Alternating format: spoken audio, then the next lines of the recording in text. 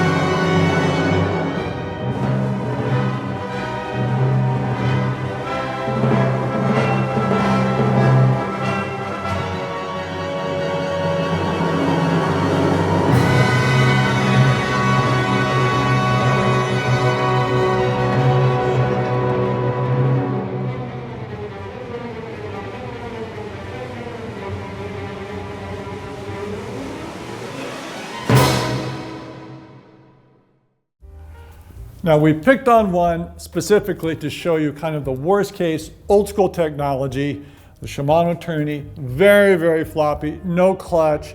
So don't use that to compare to a clutch model. But what did you see on some of the clutches? Well, the tourney was fascinating. You know, as that footage was really, really interesting to watch. And just the drastic difference from that tourney, not having a clutch and being a little bit older design, the difference from that to a newer, more modern style derailleur without the front spring-loaded pivot point, and the new ones having the clutch in them. And did you see the differences when the clutch on and then clutch off same model? There were some clear differences there. So yeah, I thought it was great, great fun, but I want to hear below in the comments.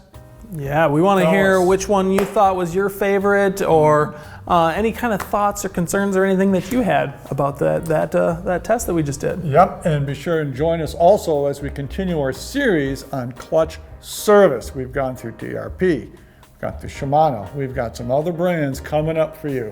Yeah, so stay tuned and meet back up with us as we service some more clutches, and you'll learn both how to service them, how they work, and it might just be really interesting to know. Get out there and slap a chain.